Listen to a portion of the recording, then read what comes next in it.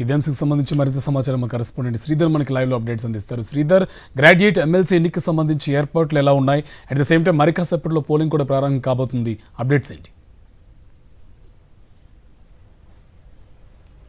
Good morning Karthik. Warangal, Nalgonda, Khammam పట్టభద్ర స్థానానికి జరుగుతున్న ఈ ఎన్నికల్లో సంబంధించి పూర్తి ఏర్పాట్లు చేశారు. మరికొద్దిసేపట్లో ఉదయం 8 గంటల నుంచి సాయంత్రం 4 గంటల వరకు పోలింగ్ ప్రక్రియ జరిగి ఉన్నది. ముఖ్యంగా వరంగల్ జిల్లాలో ఎక్కువ మంది గ్రాడ్యుయేట్స్ ఎక్కువ ఉన్నారు, 1,73,000 మంది.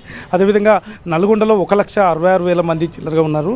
అదేవిధంగా ఖమ్మంలో అత్యల్పంగా 1,23,000 ఉన్నారు. పూర్తి స్థాయిలో 4,63,000 మంది ఇక్కడ ఓటు హక్కు వినియోగించుకున్నారు. దీనికి సంబంధించి 3 జిల్లాల్లో 34 నియోజకవర్గాల పరిధిలో జరిగే ఈ ఎన్నికలకు సంబంధించి 605 పోలింగ్ బూత్లు ఏర్పాటు చేశారు. పోలింగ్ బూత్ల వద్ద కూడా 144 సెక్షన్ విధించడం జరిగింది. ఉదయం 8 గంటల నుంచి సాయంత్రం 4 గంటల వరకు ఓటు హక్కు వినియోగించుకోవచ్చు చెప్తున్నారు. అదేవిధంగా ఎవరైతే ఉద్యోగస్తులు ఉన్నారో ప్రభుత్వ, కేంద్ర ప్రభుత్వం కానీ రాష్ట్ర ప్రభుత్వ ఉద్యోగులకు ఈరోజు ప్రత్యేకమైన సెలవు కూడా ఇచ్చారు. పోలీసులు కూడా కనివిని ఎరిగిన రీతిలో ఏజెన్సీ ప్రాంతంలో కూడా బందోబస్తు ఏర్పాటు చేశారు. గతంలో ఎప్పుడు లేని విధంగా ఎక్కువ మంది 52 మంది అభ్యర్థులు ఇక్కడ ఈసారి బరిలో ఉన్నారు. అదేవిధంగా 3 పార్టీలు, అధికార పార్టీతో పాటు 2 ప్రధాన ప్రతిపక్ష పార్టీలు కూడా చాలా సవాల్గా తీసుకుపోయి చాలా కీలక నేతలు కూడా ప్రచారం నిర్వహించారు.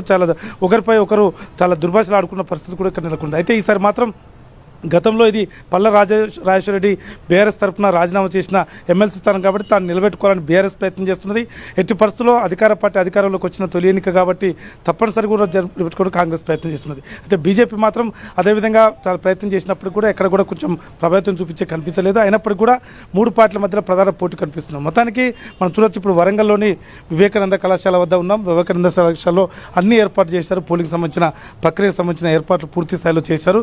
మరికొద్ది సేపట్లో గ్రాడ్యుయేట్స్ తమ ఓటు హక్కు వినియోగించుకునే అవకాశం కనిపిస్తుంది. మొత్తానికి దాదాపు ఎక్కడ చూసినా కూడా అంటే అట్టహాసంగా ఏర్పాటు చేసినప్పుడు కూడా ఎంతమంది గ్రాడ్యుయేట్స్ ఈ ఓటు హక్కు వినియోగించుకుంటారు, ఎంత పర్సెంటేజ్ పోల్ అవుతుంది అనేది కూడా ఉంది. ఈసారి కొద్ది రోజుల క్రితమే పార్లమెంట్ స్థానానికి సంబంధించిన చూపుడు వేలకు సంబంధించిన ఇంకు పెట్టారు. ఈసారి మాత్రం మధ్య వేలకు పెట్టాలని చెప్పారు.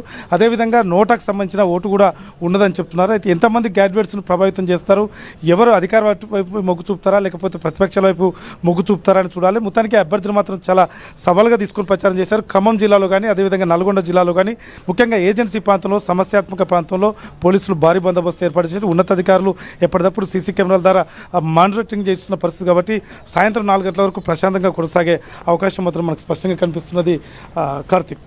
Right, thank you Sridhar.